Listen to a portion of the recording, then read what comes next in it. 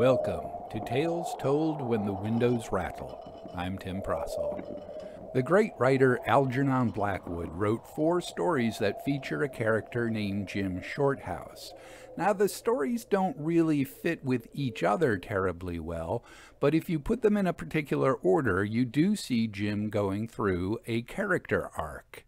I'll have more to say about that after reading what I think most people would agree is the very first Jim Shorthouse story, A Case of Eavesdropping. Jim Shorthouse was the sort of fellow who always made a mess of things. Everything with which his hands or mind came into contact issued from such contact in an unqualified and irremediable state of mess. His college days were a mess. He was twice rusticated. His school days were a mess. He went to half a dozen, each passing him on to the next with a worse character and in a more developed state of mess. His early boyhood was the sort of mess that copybooks and dictionaries spell with a big M. And his babyhood, was the embodiment of howling, yowling, screaming mess.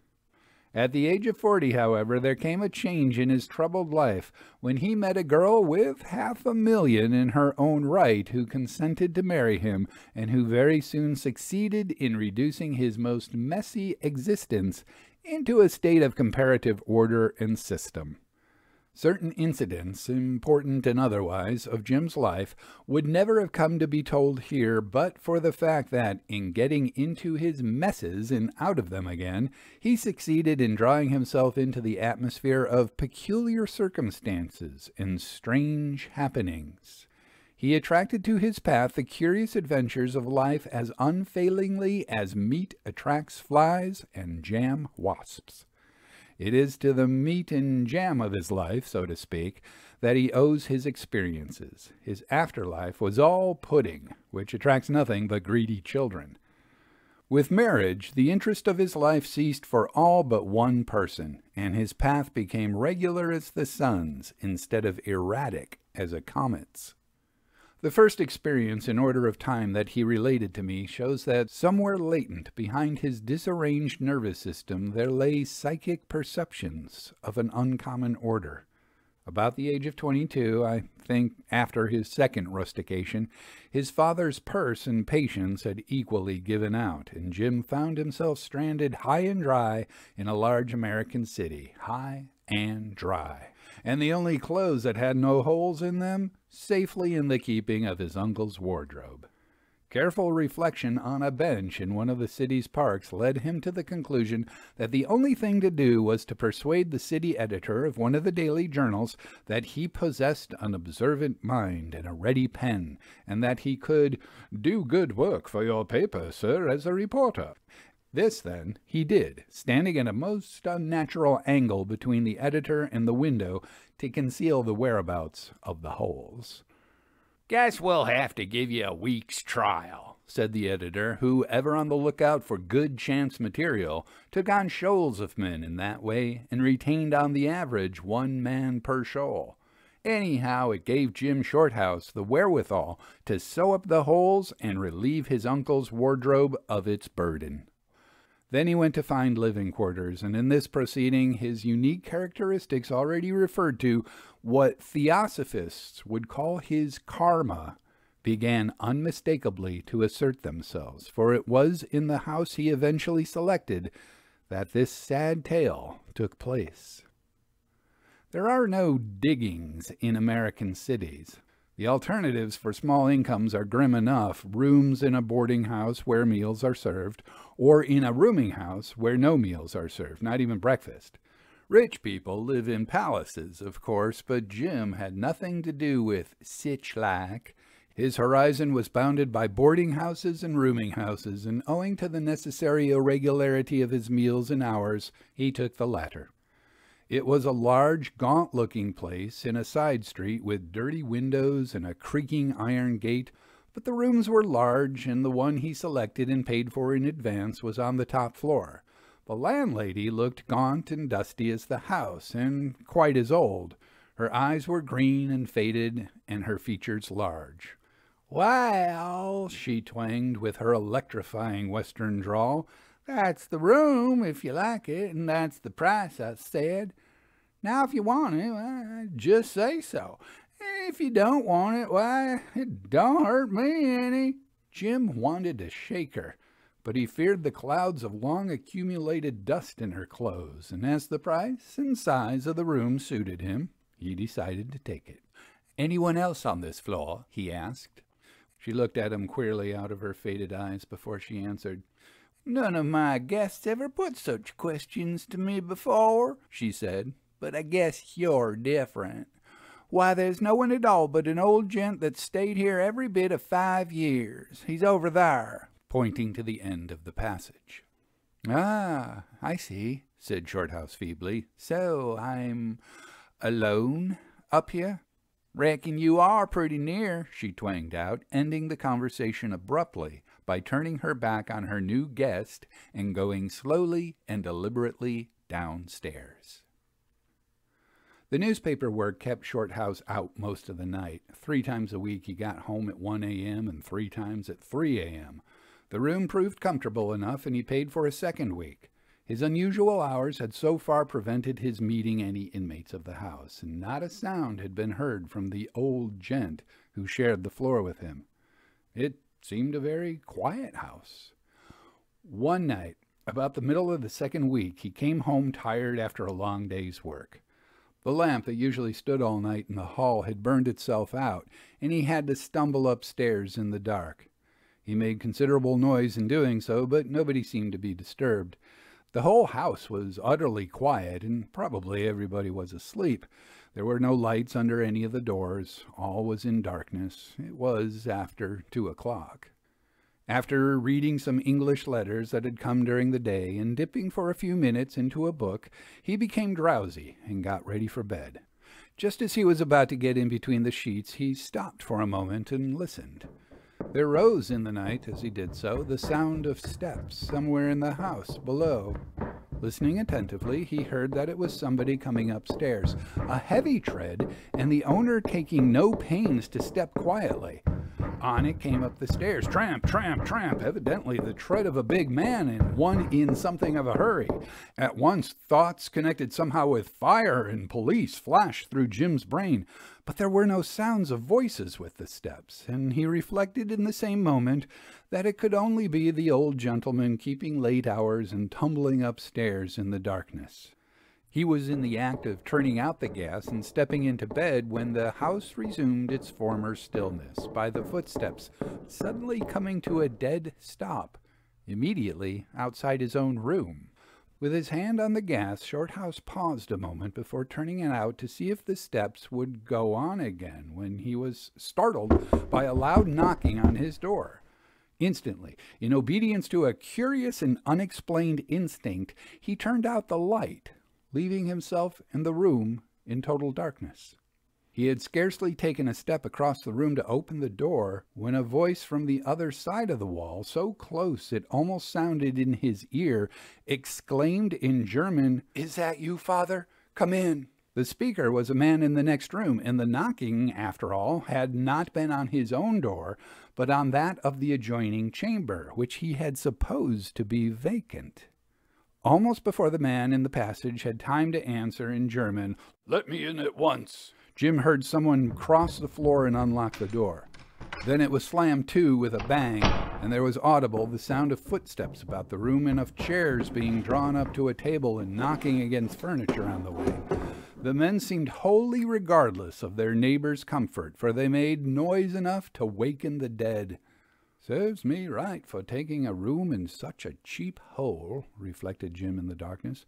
"I wonder whom she's let the room to." The 2 rooms, the landlady had told him, were originally one. She had put up a thin partition, just a row of boards, to increase her income. The doors were adjacent and only separated by the massive upright beam between them. When one was opened or shut, the other rattled. With utter indifference to the comfort of the other sleepers in the house, the 2 Germans had meanwhile commenced to talk both at once and at the top of their voices. They talked emphatically, even angrily. The words "father" and "Otto" were freely used. Shorthouse understood German, but as he stood listening for the first minute or two, an eavesdropper, in spite of himself, it was difficult to make head or tail of the talk, for neither would give way to the other, and the jumble of guttural sounds and unfinished sentences was wholly unintelligible. Then, very suddenly, both voices dropped together. After a moment's pause, the deep tones of one of them, who seemed to be the father, said with the utmost distinctness, "You mean, Otto, that you refuse to get it?" There was a sound of someone shuffling in the chair before the answer came. "I mean that I don't know how to get it. It is so much, Father. It is too much. A part of it might be more—" "A part of it!" cried the other with an angry oath. "A part of it, when ruin and disgrace are already in the house, is worse than useless. If you can get half, you can get all, you wretched fool. Half measures only damn all concerned." "You told me last time," began the other firmly, but he was not allowed to finish. A succession of horrible oaths drowned his sentence, and the father went on in a voice vibrating with anger. "You know she will give you anything.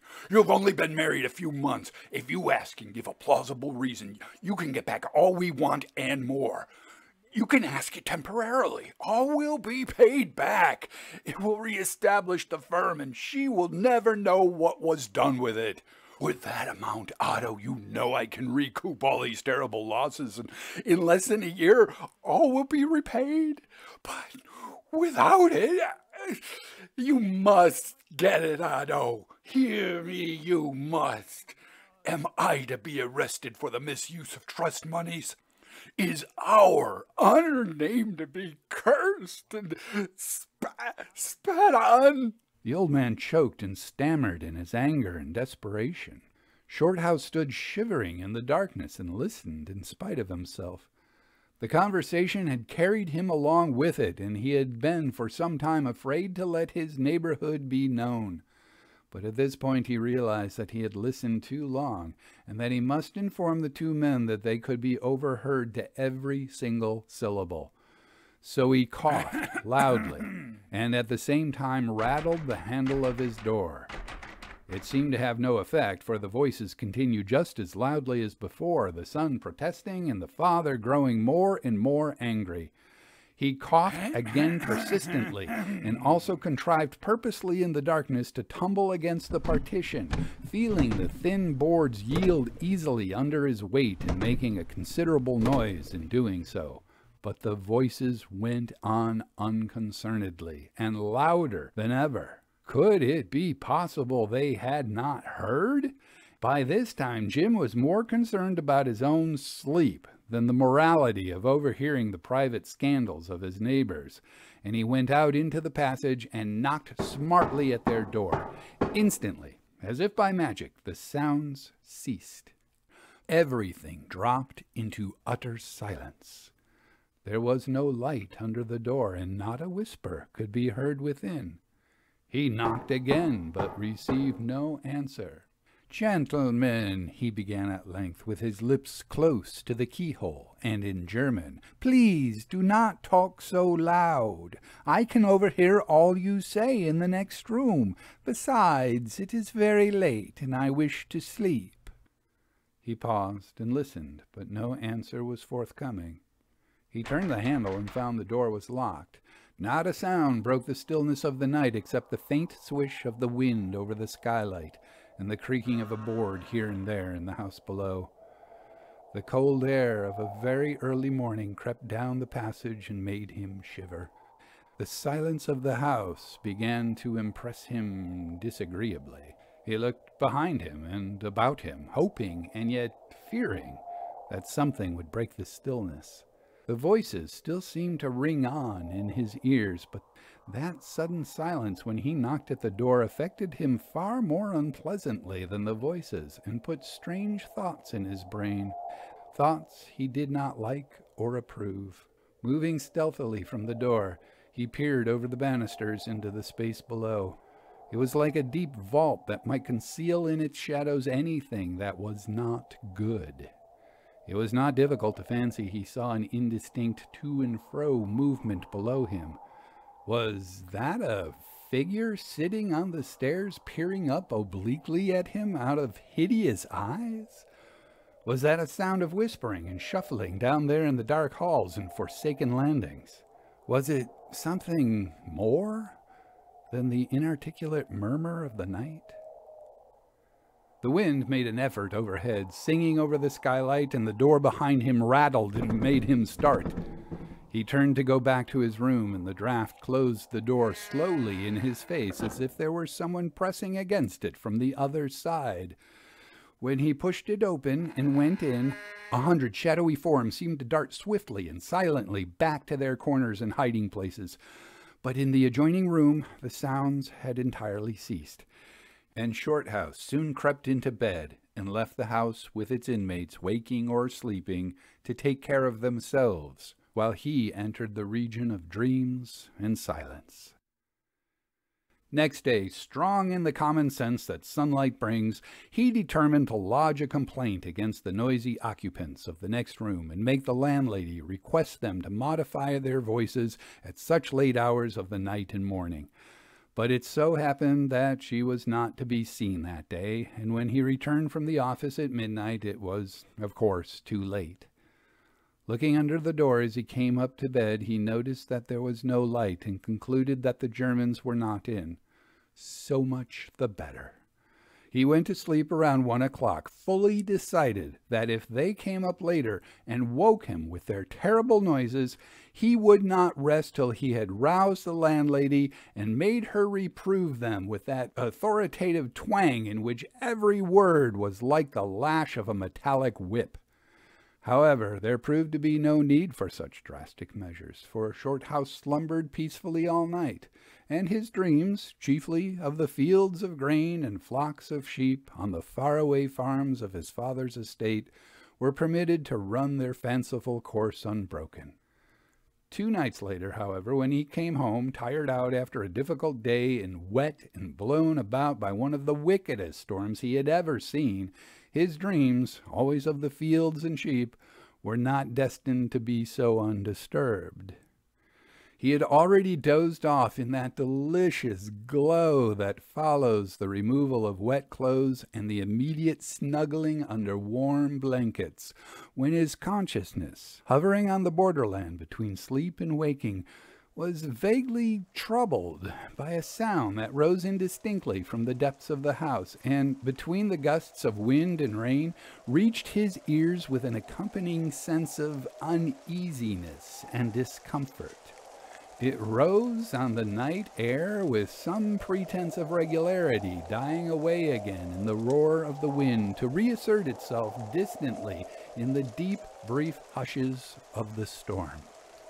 For a few minutes, Jim's dreams were colored only, tinged, as it were, by this impression of fear approaching from somewhere insensibly upon him. His consciousness at first refused to be drawn back from that enchanted region where it had wandered, and he did not immediately awaken. But the nature of his dreams changed unpleasantly. He saw the sheep suddenly run huddled together, as though frightened by the neighborhood of an enemy, while the fields of waving corn became agitated, as though some monster were moving uncouthly among the crowded stalks. The sky grew dark, and in his dream an awful sound came somewhere from the clouds. It was, in reality, the sound downstairs, growing more distinct. Shorthouse shifted uneasily across the bed with something like a groan of distress. The next minute he awoke and found himself sitting straight up in bed, listening. Was it a nightmare? Had he been dreaming evil dreams, that his flesh crawled and the hair stirred on his head? The room was dark and silent, but outside the wind howled dismally and drove the rain with repeated assaults against the rattling windows. How nice it would be, the thought flashed through his mind, if all winds like the west wind went down with the sun. They made such fiendish noises at night, like the crying of angry voices. In the daytime they had such a different sound. If only, hark! It was no dream after all. for the sound was momentarily growing louder, and its cause was coming up the stairs. He found himself speculating feebly what this cause might be, but the sound was still too indistinct to enable him to arrive at any definite conclusion. The voice of a church clock striking 2 made itself heard above the wind. It was just about the hour when the Germans had commenced their performance 3 nights ago. Shorthouse made up his mind that if they began it again, he would not put up with it for very long. Yet he was already horribly conscious of the difficulty he would have of getting out of bed. The blankets were so warm and comforting against his back. The sound, still steadily coming nearer, had by this time become differentiated from the confused clamor of the elements, and had resolved itself into the footsteps of one or more persons. "Oh, the Germans, hang them," thought Jim. "But what on earth is the matter with me? I've never felt so queer in all my life." He was trembling all over and felt as cold as though he were in a freezing atmosphere. His nerves were steady enough, and he felt no diminution of physical courage, but he was conscious of a curious sense of malaise and trepidation, such as even the most vigorous men have known to experience when in the first grip of some horrible and deadly disease. As the footsteps approached, this feeling of weakness increased. He felt a strange lassitude creeping over him, a sort of exhaustion accompanied by a growing numbness in the extremities and a sensation of dreaminess in the head, as if perhaps the consciousness were leaving its accustomed seat in the brain and preparing to act on another plane. Yet, strange to say, as the vitality was slowly withdrawn from his body, his senses seemed to grow more acute.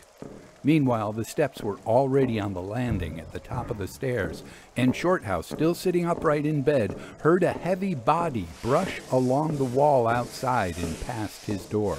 Immediately afterwards came the loud knocking of someone's knuckles on the door of the adjoining room.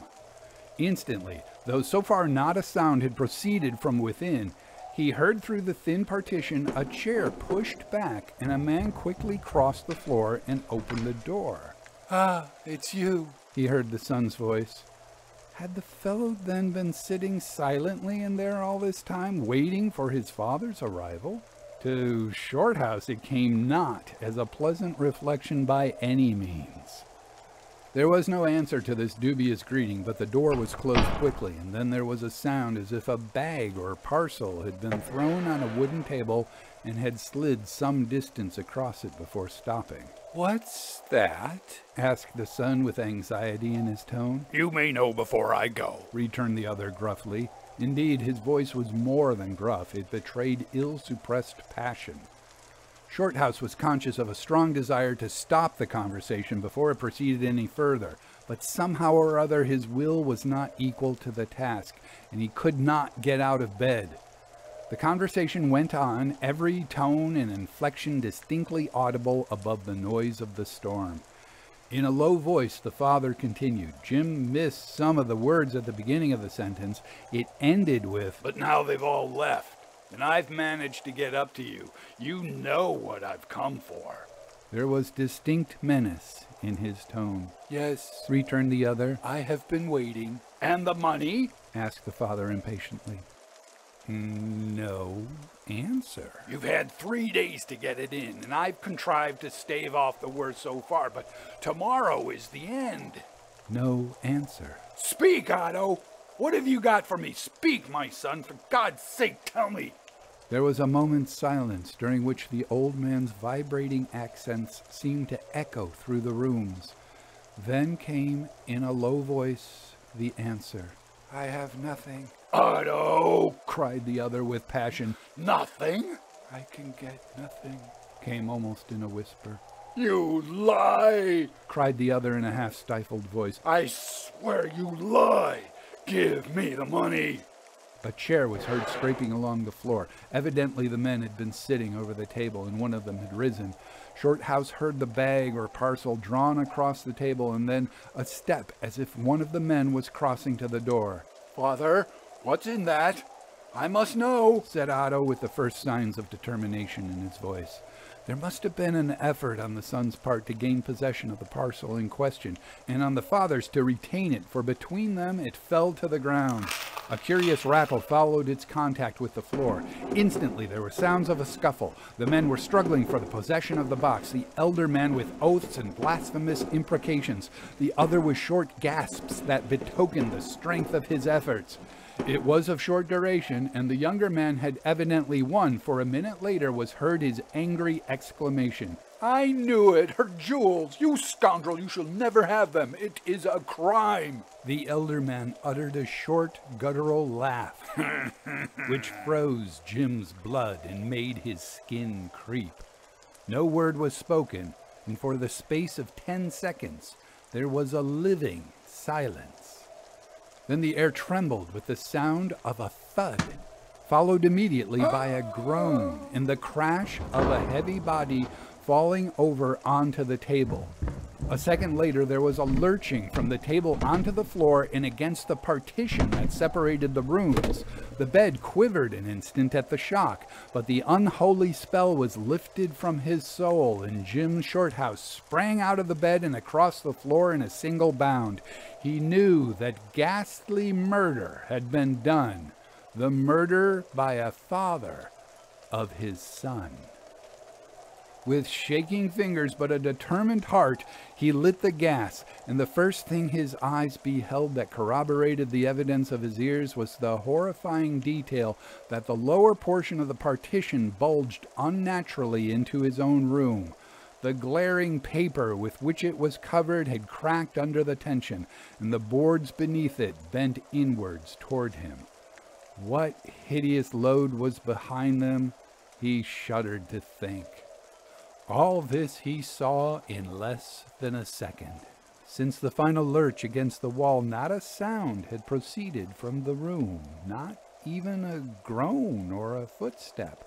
All was still but the howl of the wind, which to his ears had in it a note of triumphant horror. Shorthouse was in the act of leaving the room to rouse the house and send for the police. In fact, his hand was already on the doorknob when something in the room arrested his attention. Out of the corner of his eyes, he thought he caught sight of something moving. He was sure of it, and turning his eyes in the direction, he found he was not mistaken. Something was creeping slowly towards him along the floor. It was something dark and serpentine in shape, and it came from the place where the partition bulged. He stooped down to examine it with feelings of intense horror and repugnance, and he discovered that it was moving toward him from the other side of the wall. His eyes were fascinated, and for the moment he was unable to move. Silently, slowly, from side to side like a thick worm, it crawled forward into the room beneath his frightened eyes, until at length he could stand it no longer and stretched out his arm to touch it. But at the instant of contact he withdrew his hand with a suppressed scream. It was sluggish, and it was warm, and he saw that his fingers were stained with living crimson. A second more, and Shorthouse was out in the passage with his hand on the door of the next room. It was locked. He plunged forward with all his weight against it, and the lock giving way, he fell headlong into a room that was pitch dark and very cold. In a moment he was on his feet again and trying to penetrate the blackness. Not a sound, not a movement, not even the sense of a presence. It was empty, miserably empty. Across the room he could trace the outline of a window with rain streaming down the outside and the blurred lights of the city beyond. But the room was empty, appallingly empty, and so still. He stood there, cold as ice, staring, shivering, listening. Suddenly there was a step behind him, and a light flashed into the room, and when he turned quickly with his arm up as if to ward off a terrific blow, he found himself face to face with the landlady. Instantly, the reaction began to set in.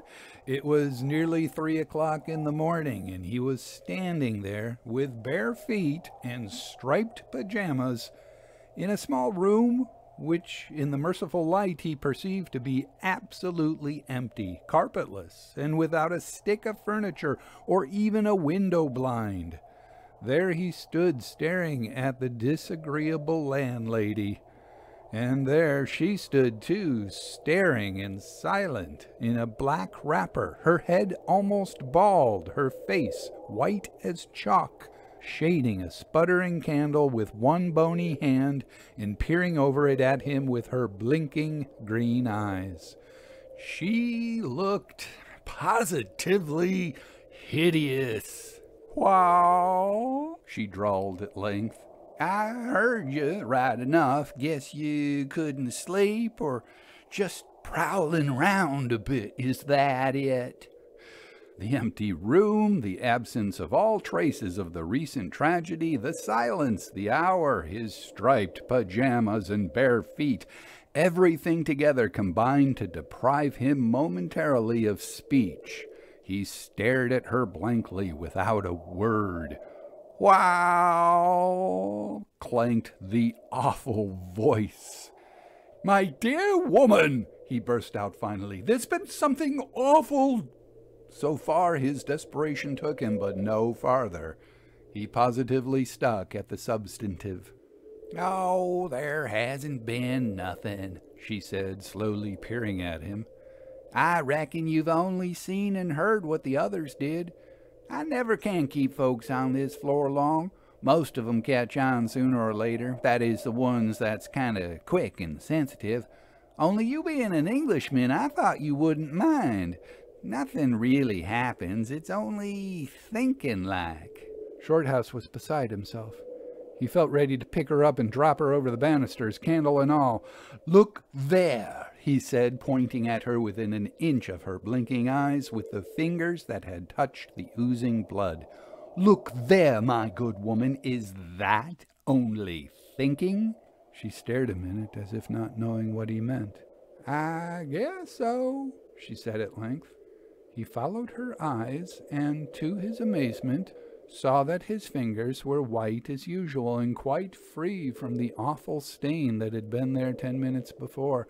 There was no sign of blood. No amount of staring could bring it back. Had he gone out of his mind? Had his eyes and ears played such tricks with him? Had his senses become false and perverted? He dashed past the landlady, out into the passage, and gained his own room in a couple of strides. Whew! The partition no longer bulged. The paper was not torn. There was no creeping, crawling thing on the faded old carpet. "It's all over now," drawled the metallic voice behind him. "I'm going to bed again." He turned and saw the landlady slowly going downstairs again, still shading the candle with her hand and peering up at him from time to time as she moved. A black, ugly, unwholesome object, he thought, as she disappeared into the darkness below, and the last flicker of her candle threw a queer-shaped shadow along the wall and over the ceiling. Without hesitating a moment, Shorthouse threw himself into his clothes and went out of the house. He preferred the storm to the horrors of that top floor, and he walked the streets till daylight. In the evening, he told the landlady that he would leave next day, in spite of her assurances, and nothing more would happen. "It never comes back," said she. "That is, not after he's killed." Shorthouse gasped. "You gave me a lot for my money," he growled. "Well, it aren't my show," she drawled. "I'm no spirit medium. You take your chances. Some sleep right along and never hear nothing. Others, like yourself, are different and get the whole thing." "Who's the old gentleman? Does he hear it?" asked Jim. "There's no old gentleman at all," she answered coolly. "I just told you that to make you feel easy-like, in case you did hear anything. You were all alone on that floor." Shorthouse could think of nothing to say but unpublishable things. Say now, she went on after a pause, say now, do tell, did you feel sort of cold when the show was on? Sort of tired and weak, I mean, as if you might be going to die? How can I say? He answered savagely. What I felt, God only knows. Well, but he won't tell, she drawled out. Only I was wondering how you really did feel, because the man who had that room last was found one morning in bed. In bed? He was dead. He was the one right before you. Oh, you don't need to get rattled so. You're all right. And it all really happened, they do say. This house used to be a private residence some 25 years ago, and a German family of the name of Steinhardt lived here. They had a big business in Wall Street and stood way up in things. Ah, said her listener. Oh, yes, they did, right at the top till one fine day it all bust, and the old man skipped with the boodle. Skipped with the boodle? That's so, she said. Got clear away with all the money, and the son was found dead in this house. Committed suicide, it was thought, though there are some that said he couldn't have stabbed himself and fallen in that position. They said he was murdered.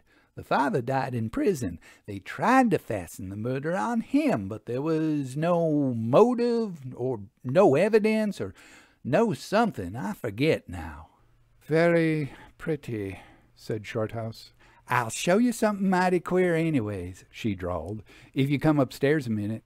I've heard the steps and the voices lots of times. They don't faze me any. I'd just as lief hear so many dogs barking. You'll find the whole story in the newspapers if you look it up. Not what goes on here, but the story of the Germans. My house would be ruined if they told all, and I'd sue for damages. They reached the bedroom, and the woman went in and pulled up the edge of the carpet where Shorthouse had seen the blood soaking in the previous night. Look there if you feel like it, said the old hag. Stooping down, he saw a dark, dull stain in the boards that corresponded exactly to the shape and position of the blood as he had seen it. That night he slept in a hotel, and the following day sought new quarters. In the newspapers on file in his office, after a long search, he found 20 years back the detailed story, substantially as the woman had said, of Steinhardt and Company's failure, the absconding and subsequent arrest of the senior partner, and the suicide, or murder, of his son Otto. The landlady's rooming house had formerly been their private residence. A Case of Eavesdropping by Algernon Blackwood. As I mentioned, this is one of 4 Jim Shorthouse tales written by Blackwood.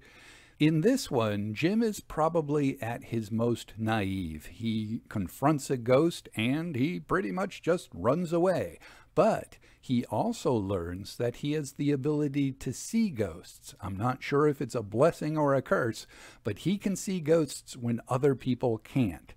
In the second story, Jim is again thrown into a situation that's terribly creepy, but he begins to master his fear. He finds the courage within himself.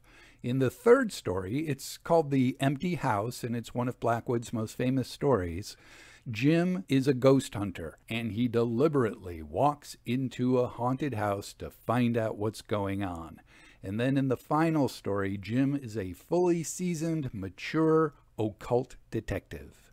This is why I put this series into an anthology titled From Eerie Cases to Early Graves, 5 short-lived occult detective series. It's made up of the work of authors who invented an occult detective character, but for one reason or another, that character only lasted for 2, 3, 4, and even 5 short stories. They were published in magazines, but there just wasn't enough material to publish them together in a book. Well, that's why I put them all together in a book. So if you're a fan of occult detective fiction, you probably want this book on your shelf. It's there that, along with Jim Shorthouse, you will meet Fitzjames O'Brien's Harry Escott, Arthur Macon's Dyson, L.T. Mead and Robert Eustace's Diana Marburg, and Alan Upward's Jack Hargreaves and Alwine Sargent. The title, once again, is From Eerie Cases to Early Graves, 5 short-lived occult detective series, and it's available from Brom Bones Books.